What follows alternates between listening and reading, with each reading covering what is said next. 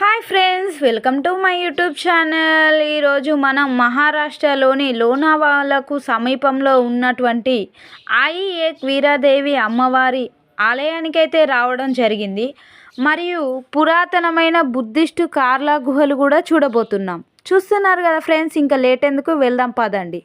అయితే ఆయి ఏక్ వీరాదేవి అమ్మవారిని రేణుకాదేవి స్వరూపంగా కూడా చెప్తారు. మన భారతదేశంలో ప్రతి ఒక్కరూ రేణుకాదేవి అమ్మవారు అంటే తెలియని వారు ఉండరు కదా ఫ్రెండ్స్. అక్కడ ఈ దేవత యొక్క స్వరూపాన్ని రేణుకాదేవి అమ్మవారుగా మరియు ఆయి ఏక్ వీరాదేవి అమ్మవారు అని కూడా అంటారంట.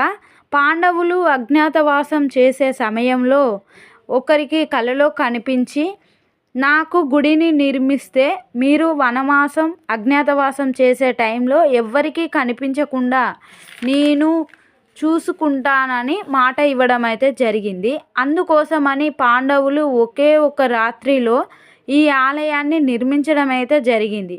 అందుకోసమని పాండవులు నిర్మించిన గుడి ఆయి ఏక్ వీరాదేవి అమ్మవారుగానే కొలుస్తారు. చూస్తున్నారు కదా, మరెందుకు లేటు, ఇక్కడికి వచ్చేసి మనకు 500 స్టెప్స్ అయితే ఉంటాయి ఫ్రెండ్స్.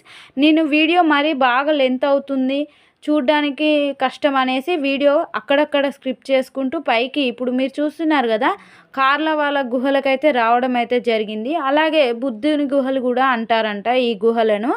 చాలా బాగుంది. లేట్ ఎందుకు, ఇంకా చూద్దాం పదండి. ఇక్కడ మంచి వాటర్ ఫాల్ కూడా ఉంది ఎదురుగానే. చూస్తున్నారు కదా ఫ్రెండ్స్, ఇక మనం వీడియోలోకి వెళ్ళి చూద్దాం పదండి.